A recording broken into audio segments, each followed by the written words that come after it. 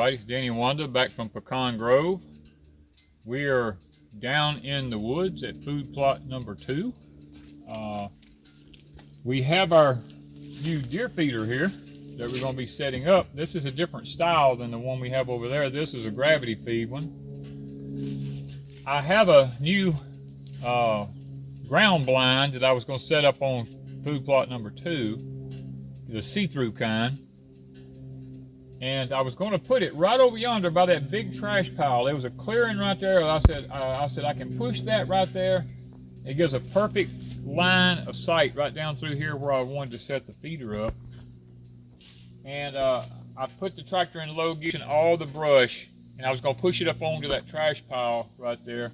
And when I run up on the trash pile and went to dump the bucket, I pushed up a giant yellow jacket nest, and every one of them come up in my face on the tractor. I got bit like once there, twice here.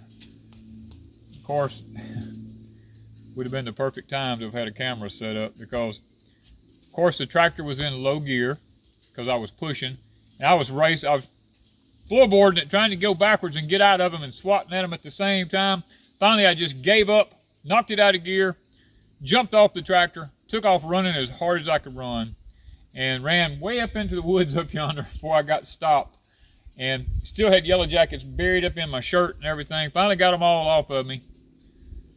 Waited a few minutes for everything to calm down, and came back down. Lost my sunglasses, had to go back and find them. Lost my hat, had to go back and find my hat. And the yellow jackets was staying around the bucket of the tractor, so I got on the tractor and eased it backwards and took off with it really fast and drove it out of here and went all the way back to out of the woods here. And I let them calm down for a while. So I'm not going to be able to use that place now because I got into a yellow jacket nest there. And of course all the debris I had in my bucket fell back on top of the nest, so I can't get to it with gasoline to kill it. But we know where it's at. But I know where it's at. That's for sure. So and I can't burn the trash pile because it's off out here in the woods. Yeah, we set everything on fire. So I'm going to have to try to reposition the feeder. I'm trying to watch because the other food plot number 1 is in a distance in the woods back here beside us, and I don't want to be shooting. Some green through there. You can see some green through the woods in yonder, but I don't want to be shooting toward food plot number 1 in case somebody's over there. So I've got a couple of options here. I may move over to this side over here and put your blind. Put the blind there. I will set the feeder up. If we go there, I can set the feeder up further back into the woods right here, because they come out. They come out of this area right back in here, and they filter in through this away. So this is a big swamp all back in here. And then there's some hill country in there on the other side of that. And they come out of there and come in here this away. And this will put us, if we're shooting directly away from the other food plot. So not near any houses, no animals, there's just nothing. Hundreds and thousands of acres back here behind us. So we're not shooting toward anything. No, if we're shooting. Matter of fact, once you go through that swamp right there, you start going up on some steep hills back in there. That's just in the woods. So you'd be hitting a bank. You're just shooting into the ground back there, basically. So there's nothing back there, and plus all the timber through there. Even if you was to shoot, the bullet's gonna hit a tree somewhere. So, that's a given. So let me see here. These things don't weigh much at all. No, it don't weigh much at all.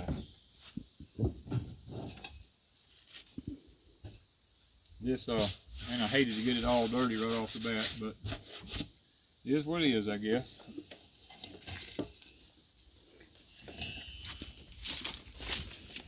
I've never tried one of these kind of feeders. Brendan said they work really good. Let's see if we're gonna put that right yonder. I'm gonna move this out into the food plot out here. That gives me more access to camera room. Now, I did make a few modifications to this. I drilled the legs, and I put some pull pins in them so that I can take them out if I so wish to. Now here, I could have put a tap screw in that, but I figure if I needed to transport this thing or something, I can snatch these out right here. And I can still move. That's just a little, my modification on it there. So now I'm gonna turn around and get the corn that's in the bucket of my tractor. We're gonna fill this up with corn. Now this is made for protein feed or corn feed. Now if you're gonna be feeding corn, these wing nuts here, you loosen this and slide it all the way to the top. Tighten it down. If you're feeding the protein feed, which is larger pellets, you slide it down and lock it back. So we've got that taken care of. And this does not sling it. No, this is a gravity feeder. The deer will walk up here and actually eat the corn out right here. And it has a little lip built up here so that it doesn't just keep pouring out. Now, and this also prevents raccoons and anything else from climbing up here, getting on it. And we will have cameras set up on it, and we will monitor it to see how well it's working. The guy that we bought it from, he said that on their leases, it took a few weeks for them to get used to it. He said to spread a little corn on the ground underneath it. He said once they realized that this is not going to hurt them. It's like the feeder. Y'all saw our other videos with the other feeder over yonder, the electric one. They actually got to the point now where they walk up and just stand there and wait for it to go off because they know what time of the day it's going to go off, and they just wait for it. So this here, they won't have to wait for it. They can feed all day long on this one, and that one there is on a timer. So this is deeper in the woods than the other one is. This way, I did question them about big bucks and stuff like that, because big bucks won't hardly come out in the daylight to eat feed or anything like that. And they said that by putting it back into the deep in the woods where it's more secluded, the bucks are more apt to come out and feed off of something that don't spin and sling and make a lot of racket, because they're more spooky than the does are. So I'm going to turn my tractor around, bring the buckets of corn up here. We're going to try to get some corn in this thing, see what it looks like.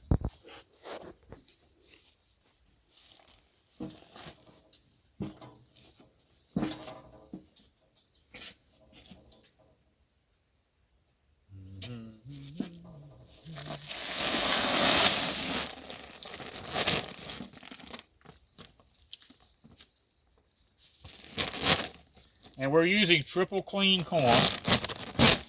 That way we don't have any dust and stuff like that to be clogging up anything in here.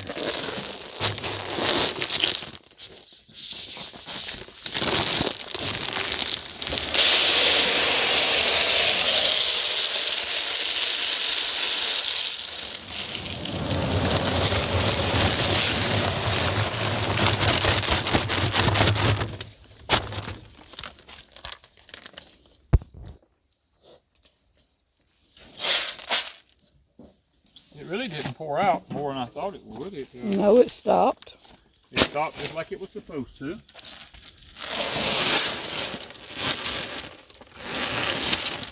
This thing will hold like 300 pounds of corn. Or I mean 200, I'm sorry, hold like 200. I'm hoping I can get it. 200 or 250 pounds of corn. But we're only going to start out with 100 pounds to see how it's going to work out.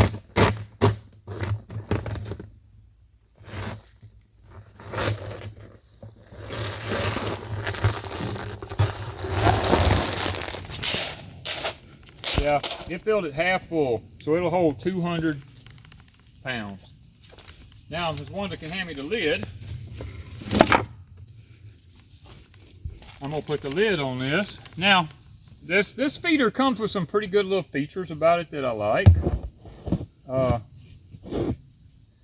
Each on the lid here, you have 3 points here. These little holes here. This is made so that you can put a camera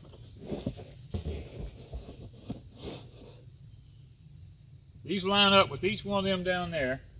This is made so that you can put a camera on top here, the amount of camera on each one of these. If you wanted to watch all 3 sides down on the top of it, it is made so that you can actually do that. Now, according to the advice from the gentleman that I bought it from, he said to pull a little corn out on the ground. And that will get them used to like that. That'll get them used to coming. And Of course, we are going to here probably in the next, well, depending on how my procedures on my heart goes, I'm gonna come in and I'm gonna disc up the rest of this plot all in here. I've got the ryegrass to put in here. Hopefully it'll turn cool at some point. But we didn't want to bring the shoot house down and put it up, or we would have had it in the video too, because it's just a ground blind and a storm might tear it up. So we didn't want to run the risk of that happening. Plus, it's too hot to come down here. Oh no, you couldn't come down here right now. I mean, like right now, I'm sitting here sweating like crazy. So about a month, 2 to 3 weeks if it cools off. It's supposed to cool off here in the next couple of weeks, and that'll put us in first week in October. So hopefully that will get us to the point where we can actually begin to. Well, we'll probably take some camera footage of it first, and if we start seeing some activity, then we'll get the ground blind all set up, and we'll come down and we'll actually do some camera work and stuff like that. It's not all about just shooting deer. We're not worried about shooting them. We want to video more than... I mean, you can see there's deer tracks right there. Look at that, there's a deer track right there. We are all about preserving the wildlife on our property. Many people got upset with me when I was taking out the foxes, I was taking out the raccoons, I was taking out the possums, the skunks, the armadillos. Everybody's like, why are you killing all these innocent animals? Well, since I've done that, we now have bobwhite quail that's come back onto our property. We now have turkeys that have nice flocks of turkeys back again with young ones. We've showed you all those on the videos. Because all these animals that I took out are the animals that go around through the woods at night and they destroy the nests on the ground and eat the eggs, and keeps you from having the animals that you can actually eat. It keeps them from being able to regenerate, and they become almost endangered because there's very few of them left around. And now we've only owned the property for 2 years.